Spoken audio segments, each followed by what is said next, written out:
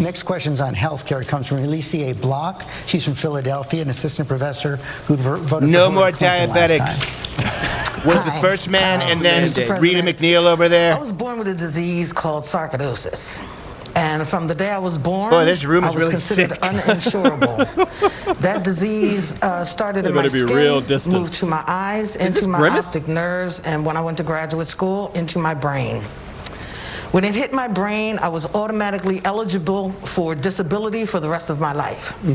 I chose instead to get a bachelor's degree, a master's degree, a PhD, and become a professor. All right, yeah, that sounds great. Great. It is great, except I still have similar health care problems. It costs me, with co-pays, I'm still paying almost $7,000 a year in addition to the co-pay, and should pre-existing conditions, which Obamacare brought to fruition, be removed.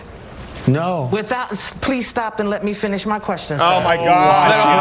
Stop. The voice went down, sweetheart. That's the end of a sentence. Ask the question. You don't get a soliloquy. You don't get to bring out a skull and, oh, wherefore art thou Trump? I can't tell, for the diseases entereth my brain. Shut up. Let the President of the United States answer. It's not my fault that I'm a black woman, and in the medical community, I'm minimized. And what are you talking about? Shut up. They won't shut up. They charge her black more woman. They don't listen to you. They don't listen to you. She has a higher premium to pay because of melanin. Like, hold on. Oh, I see that you're black there. By the way, drink 3 times. That was 3 leading questions. All right, I want to hear what he says. In fact, just the opposite. If you look at what they want to do, where they have socialized medicine, they will get rid of pre-existing conditions. If they go into Medicare for All, which is socialized medicine, and you can forget about your doctors and your plans, just like you could forget under President Obama. He said you can have your doctor, you can have your plan. 3 on the board, because those were 3 right in a row there, and he said it 28 different times, at least. We have 28 different times. You can have your doctor, you can have your plan. Well, it's not true. But what we're doing is we're going to be doing a health care plan, pre-existing, protecting people with pre-existing conditions. As an example, yourself, it sounds like that's exactly perfect. That's exactly what we're talking about. We're going to be doing a health care plan very strongly and protect people with pre-existing conditions.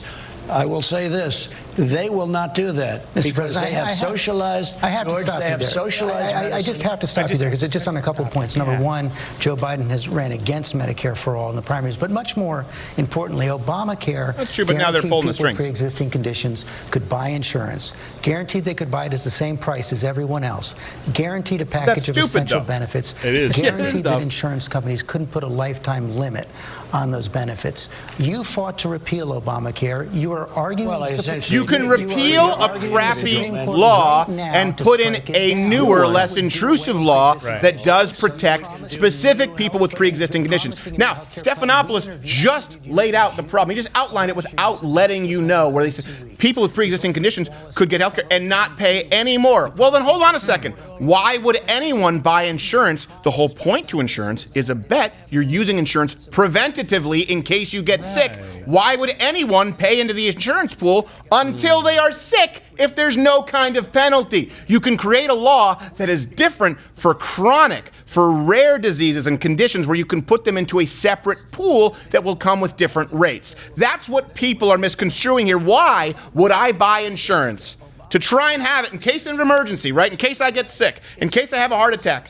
If it's the same rate, I'll just get it after I get diabetes. I'll live on a diet of fried Snickers and Oreos and say, well, you know what? You can't charge me a dime more. That's why premiums, deductibles went up by 47% in a year. I don't remember which year it was, but year over year, you are looking at healthcare costs skyrocketing more than ever in the history of the United States. So, yeah, you can pay for it at the same rate as people who don't have pre-existing conditions, but that rate is 8 to 12 times higher than it was pre-Obamacare. Well, and the underlying assumption behind this entire conversation is that opposition to Obamacare is racist. Which is an insane thing to believe. I'm black. As a woman of color, I go into the emergency room and I saw a blonde lady say gross. She talking about me? And by the way, guess what? When you lower somebody's premium who's high risk, guess whose premium goes up? everyone else's. The only way to do that, it's called risk pooling. You put really healthy people in with really sick people, and you have them pay a low rate. These guys pay a higher rate. That way you average it out. If you charge everybody the same rate, you will go out of business. I would like to know, do you have with your car insurance accident forgiveness? We don't require it because we don't charge any more for people who have totaled as many cars as they so desire. Oh, really? So I can pay the same as everybody else? You can pay the same rate as everybody else. How much? $14,000 a month. Yeah, exactly. Well, it's like totaling your car and then calling your car insurance agency that you've never done business with, so a new agency, and saying, hey, I need coverage. Well, my car just got wrecked, so please give me a new one. I'll pay the first month's premium. Lady, that sounds like Ebonics, so I'm not interested in serving you.